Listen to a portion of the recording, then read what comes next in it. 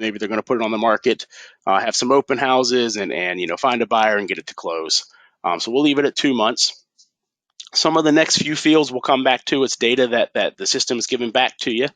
I do want to change the resale price from the default, and we'll put it in something similar to our after repair value. You can adjust that if you need to, for a little up or a little down as the market, requires.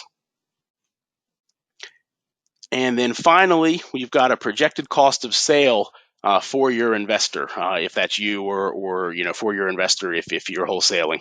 We'll leave it at 7%. The thought process there is maybe you're going to pay some real estate commissions. You're going to list it, on the market, pay some commissions to a real estate agent. You've got some fees associated with closing, your attorney's fees and maybe recording fees, depending on who's responsible for that stuff in your area. We'll leave it at 7%, but of course modify that as you need to. And I'm going to take a quick second and just make sure there's no outstanding questions.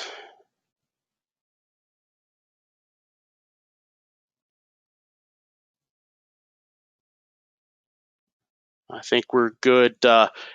Everett, yes, everybody's muted except for me. Unfortunately for everybody except for me, you are muted. But please, yeah, keep typing in here. And it looks like there was one person who was having some sound issues. I would, know. I imagine it's on your end. Maybe even come back into the webinar. Check your sound settings up in the go-to meeting section, because you're the only person I believe that's having any issues. And Anthony, to answer your question, the comps is for the premium version, correct? If you have a light version of the software, when you click on the calculate ARV or the comps button, takes you to a similar place.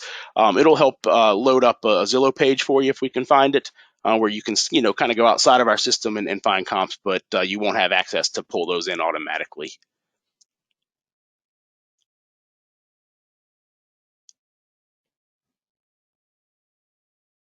And I'll go ahead and answer the recording question as well. We do often record these and do replays. I can't guarantee that we will, but if you keep your eyes on your email, we'll certainly let you know if we do offer a recording. We sometimes do. All right, I'm going to jump back into the software. Thank you all for your questions. So now we've figured out the after repair value, figured out what it's going to cost to sell this thing. Let's work toward getting to a budget, and finally, and maybe most importantly, a purchase price, an offer price here. So we're going to leave it all cash now. We'll cover some financing options later, but we'll keep it simple in this wholesale deal. It's a cash buy. We won't muddy it with interest or anything like that right now. We're going to say this is a 4-month project. You've taken a look at the place. You think it needs, a certain amount of work. You think it's about 4 months worth. We'll just add that in there. And now we're going to click on rehab budget. There are a couple of ways to enter the budget. The quickest way, if you have a good handle on what it's going to cost to do it, and you're just doing an initial analysis, or you like I say, already have that figure. Maybe you had a contractor walk it, give you a quote. Maybe you are a contractor and have enough experience where you can estimate this stuff on your own. You can easily put in, we got $100,000 work here, and just click update. It'll automatically upload that for you. I do want to touch quickly on the budgeting feature that is also a part of the premium version. And again, if you do want to give that a shot, if you're light, rehabvaluator.com/try, a $1 2-week trial of the premium version and the premium features. I'm going to cheat, and so disregard here this step, but I have a budget filled out on another deal here, so you don't have to watch me fill it out. But I'm going to go back to my deals. Our budgeting feature in the premium version will allow you, if you are working on a property yourself, it's of course a full project management capability that'll let you track expenses and keep track of vendors and payments and things like that. But if you're using it to estimate a budget, it's great for that too. So you can see I've got the same property here. Some of the basic numbers still are the same here, just really mimicked what I was just showing you. But if I come into the budget and click on the detailed input, you have the ability to create an entire line by line budget for a property. And what I've done here is automatically loaded one of the templates that we create. The one I chose was a single family rehab template with rough values. That's something that everybody with the premium version has access to. We released it a few months ago and had nothing but a good feedback on that. Um, Basically, we've given you a shell of a full gut rehab project and some basic pricing and rates. Now, those rates, I'll put a little asterisk here.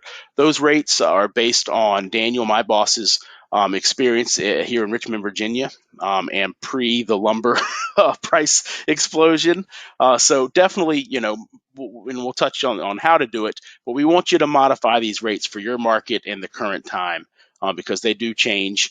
But it's a very good starting point, and it certainly gives you an idea of how to get rolling, make the tweaks you need to, and then use this to quickly estimate your budget. So we'll cover this in even more detail a few minutes down the road here. But I want to show you that you've got it broken out into soft and hard cost.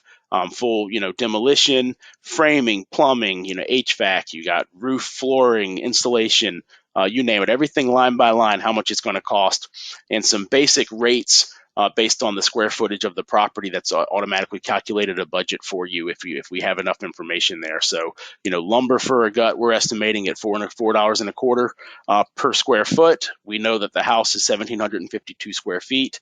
And bam, we've filled out that you got $7,500 in lumber cost. Now it might be a little higher right now, but that is how it's calculating it.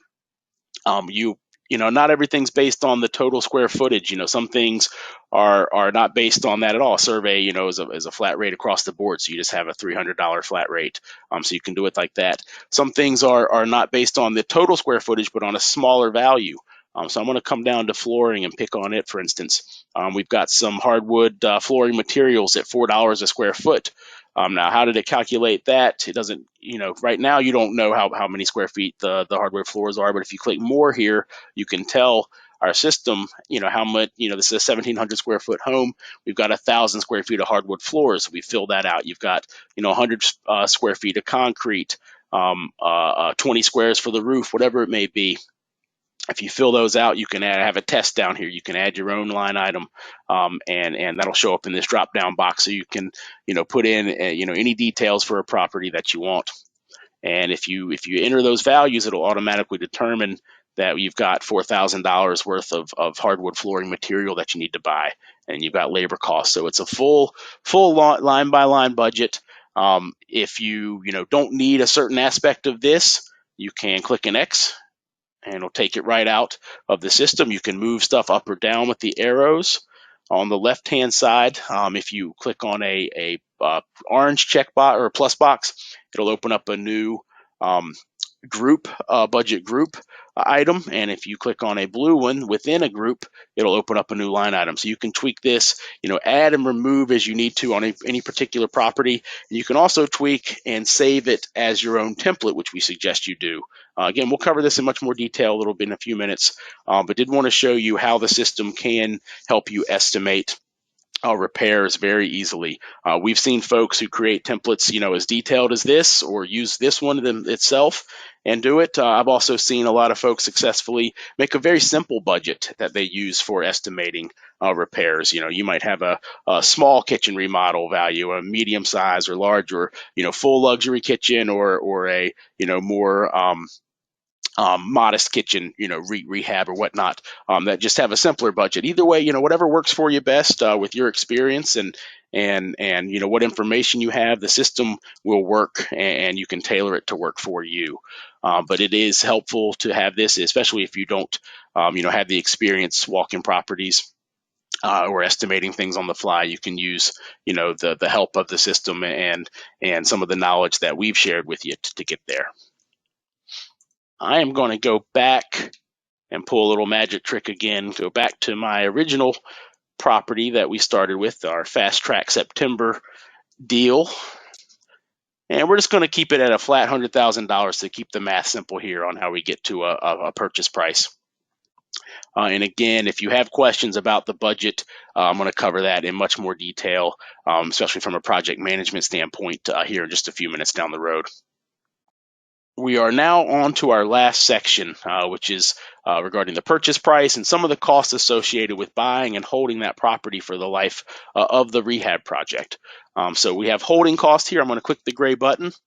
We'll keep it, just a simple $1,500 a day, but you do have the ability to go to detailed input and say you're going to spend, you know, $50 or $100 a month on insurance, certain utility bills. If you're responsible for any lawn care, you can put that in. You can add an item. If you had a homeowner's fee, you have to put in monthly. You can add that. Whatever it may be for this particular property. But again, we'll keep it simple. Say quick lump sum. It's going to cost us $1,500 to hang on to the property, while we're doing the rehab and while we're trying to sell it, or if working for the investor, what they're going to spend on it once they get the contract from you. Same thing goes for closing cost. Hit the gray button there. We'll keep it at $1,500 a day, but you have a couple of options. You can do a detailed input, put in your attorney's fees, your recording fees, any title, insurances, searches, things like that. Again, add your own items if you have something specific you want to add there. Another handy way, especially once you have a few of these under your belt, you'll maybe estimate it quickly as a percentage of the purchase price. You'll get to an average. You can even talk to your local real estate investing groups to see what people are paying on the buy side, so you can estimate it that way. Probably somewhere between 2, 3, 4, 5% on the buy side, depending on who's responsible for what in your market. But there's a couple easy ways to get to that number pretty quickly. We'll just say, again, $1,500 quick lump sum. Leave it at the default value here. And finally, we are going to get to our most important field right now is the purchase price. And if you are wholesaling, you're looking, for or the price that makes sense for your investor buyer. I'll talk in just a minute how to calculate that and modify that for your max offer to the seller to get it under contract. If you are acting in that capacity, if you are buying the place for yourself, then this number is the one that makes sense to you. One way to do it is to figure out the percentage of after repair value that either you or your investor is looking for. So we're going to stick with the golden rule of 70%. That may not be accurate in your market. I definitely recommend, if you're not sure what is a good rate, what most investors are looking for, or if you know what a specific investor is that you're looking for, if you're working with somebody directly, calculate it toward that percentage. But we'll just stick with the golden rule of 70. And basically the idea there is that the purchase price plus the cost associated with buying it, fixing it up, the investor is looking for that to be at 70% or less of that after repair value that we already calculated at $231,000. And the idea there is that there's enough profit there to make the project worthwhile and make it worth the time and effort. And there's just enough margin there, so to speak. So what we're going to do is, as I change this number at any point, all these numbers automatically get fixed up. But right now we're looking at number 26 here, which is set to 45%. A great deal if we only paid $1,000 for this property. But you bid $1,000 on this property, you're going to get outbid and you're not going to win, and then you're not going to make money on it. So let's start a little closer. We'll start at $50,000. Now we're at 66% of ARV. So we're getting there, but we're not quite up to 70. Let's try $58,000. There we go. $58,000 hits us where we need to, right at 70%. You can see it automatically changed number 26 on the fly there. So again, just to reiterate,